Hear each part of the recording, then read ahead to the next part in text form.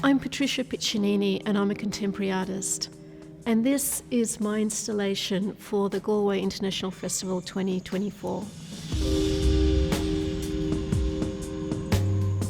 In my 35 years of practice, I've always been really interested in how we define the natural and the artificial. This is a dichotomous relationship. And one of the things that erodes this boundary between these distinctions, I think, is care. If you care for something, then you love it. And so in my work, I try to valorize care because I don't actually see it very often in the world, but I often see it in nature. Animals care for their environment and they do a great job of it. And I think now it's up to us as human animals to care for our environment. And that's why I try and depict care, literal care, like a mother caring for her children or a man caring for someone in the end of life. But I also try and depict care in the way the work is made. There's a lot of care that goes into making this work. Every detail is important.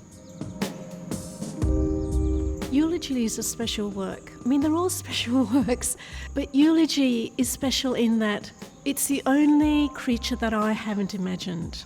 I mean, I could not have imagined a fish like this one. In real life, it's extraordinary. And it's being trawled to extinction because we're trawling the bottom of the sea for cheap shellfish, and it gets caught in the nets. And I just wanted to make a kind of memorial to it, to say, this fish is dying out right now. And here is this ordinary person holding him at end of life. And there is a kind of connection there. And to me, that's worth having in the world, because that is how we feel about extinctions. We don't want this to happen, but it does happen. And I think that coming to an exhibition, we can encounter these ideas in a kind of narrative-driven, mythological way and connect with these ideas and form our own opinions about how we are and act in the world for ourselves. One of the things that I've been thinking about for the last 10 years is how the audience perceives the work. I've come to understand that really the way people connect to things generally is through an embodied response. And so what I try and do is I try and make an environment where they can be more present in their bodies and respond to these triggers. There's a kind of damp sort of smell here, which is slightly like forest. You come in from outside and you feel it on your skin. It's kind of cavernous. It's kind of a bit cooler. And then there's sound coming from over there, the love song from the film. And then, of course, there's this environment, which you can't help but respond to in a physical way because it's the same dimensions as our bodies. It's not something on a plinth, here it is.